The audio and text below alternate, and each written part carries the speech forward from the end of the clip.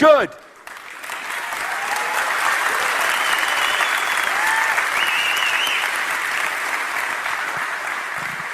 If we really look in the mirror and see the true reflection of ourselves, this system will collapse.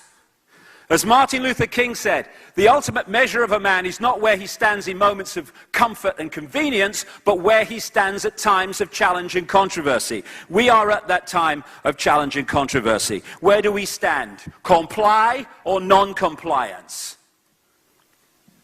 Free your mind from the programming that holds us in little me. Free ourselves from the hypnotic trance we've been put in. It's a mad, mad, mad, mad, mad, mad world, yes. But why? Because what has been kept from us crucially, above all else, is who we are, the nature of life, and the nature of the reality that we live in. I started out after ridiculously outrageous things happened to me about 20 years ago. The top of my head blew off, and it was never the same again. Thank you, God. I started to ask big questions, because unless we ask the big questions, and most people don't, because we're so focused on survival and today, surviving another day, you never get the big answers, how can you? And when you ask the big questions, the world looks very different. You start to realize, for instance, that there is a multi-leveled conspiracy to enslave humanity on multi-levels, mentally, emotionally, and therefore physically. And some other questions I started to ask, and this is where I want to concentrate on in this this first section, because it's so important. Because in the second section, when I get into the conspiracy as it's unfolding today in our everyday lives, that will start to make so much more sense in terms of why society is as it is, why it's structured as it is, why things are done as they are, once we realize what reality is. Who are we? Where are we? What is reality? What is life? How many people in the world actually ask that in their entire lifetimes until they get towards the end, maybe? And when you ask those questions, you realize it's all an illusion. This physical world that we take so seriously, that we think is so real, is just an illusion decoded by our body computer system to give the illusion of solidity. Great American comedian Bill Hicks, who said this: all matter is merely energy condensed to a slow vibration.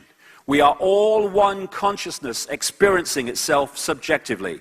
There's no such thing as death. Life is only a dream, and we are the imagination of ourselves. Encapsulates it. And really the bottom line of the conspiracy is to manipulate our imagination of ourselves so that we imagine ourselves to be little me and powerless, and therefore controllable by the few. It's all an illusion. It sounds crazy to start with, but for the one and only time in my life in 2003 in the Brazilian rainforest, I took this psychoactive rainforest plant called ayahuasca. And some people have a bad experience. I had a fantastic experience. For 5 hours, this female voice, it took the theme of, or the expression of, this female voice, as loud as mine is now, talked to me for 5 hours about the nature of reality and how it was all an illusion, explaining why it was all an illusion. And it was hilarious. I mean, my feet were literally in the air a number of times. It was so funny, because it is funny when you realize what we take seriously. And I came back after that, and I started looking in the scientific area and quantum physics and all this stuff to see if I could support what that voice had said from the mainstream science and the cutting edge of science. And I found that you could do it easily. Why? Because science is a series of disciplines, vast numbers of disciplines, and the buggers never talk to each other. They don't connect their own dots within science. Why? Because they're not encouraged to. Indeed, the opposite. from encouraged to, because once they connect the dots, whoa, this is life then.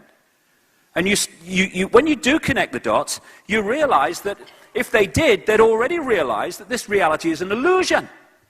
I talked in London in May last year, and a friend of mine who is a healer and he's a scientist and he works in scientific circles, and he'd done this presentation or been at this event at the Royal Society, like the holy grail of science, mainstream science in London.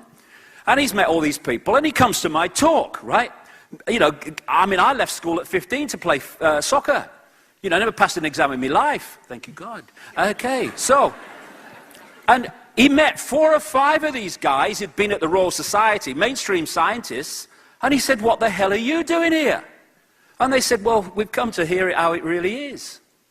Because they bloody knew this. But if they talked about it within their science, within their discipline, within their arena, the funding stops, the ridicule starts. And they no longer are able to progress within the mainstream science. Why? Why do you want to? Follow what is. So, all the time we are decoding reality in an apparently solid three-dimensional way. This is an amazing guy. You might have seen some of these on the internet. This is an amazing guy who draws chalk pictures on the pavement, and all the pictures you're going to see are on a flat pavement. But because of the way he draws them, he gets the brain to decode them in a three-dimensional form. He's tricking the brain into doing this. These are all on flat pavements. Incredible guy, what he does. And here's another example. Because the brain is decoding reality, and you can manipulate that, and that's another big thing of the conspiracy, which I'll get to.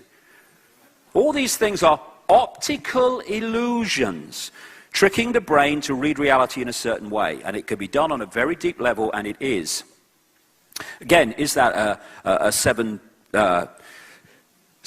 box, or is it or image, or is it a box, or what is it? It depends how your brain reads it. Most people seeing this for the first time will read that as a bird in the bush. Actually, it says a bird in the bush. Because the brain is used to certain things, you can drop things in that are there, but it doesn't read them because it reads according to the program that it's taken on. These kind of red colors are exactly the same, but because of their relationship to other colors, the brain reads them differently, and they appear to be not the same, but they are. As Einstein said, reality is an illusion, albeit a persistent one. And the reason for its persistence will become clear before we finish this first section. So I followed this amazing synchronicity that suddenly appeared in my life 20 years ago. And it took me through the 5-sense level of this and how secret societies connect and all that stuff. I'll get into that in the second section. And then it took me through interdimensional stuff, and eventually from 2003 onwards with that ayahuasca thing, right up to the present day, the whole focus of where my life has gone is the nature of reality and who we are and all that stuff, because this is the place where the key to open the door is. And, you know, it's great that that there are all this conspiracy research going on the level of, you know, engineered wars and stuff and backgrounds to Obama. It's very important that we know this. But if we only do that, then we're just learning more and more and more about our own prison. This stuff can show us how to open the door, open the cell door. So when you ask the question, where are we? We're in a virtual reality universe. In so many ways now, technology, although on a far more basic level, is starting to mirror the reality we're actually experiencing. I saw this cartoon. I thought it was very apt. The universe is amazing, isn't it, Captain? It's very mysterious. A lot of things we don't know about, like dark matter, dark energy, multiverses. System error, reboot, reloading universe. We know less than you think. And although that's a kind of simple kind of analogy, that is basically what we're looking at, a virtual reality universe of incredible sophistication compared with the virtual reality that we have in this world now, but the theme is just the same. Even in this comparatively Stone Age level of virtual reality that we're in at the moment, things are getting more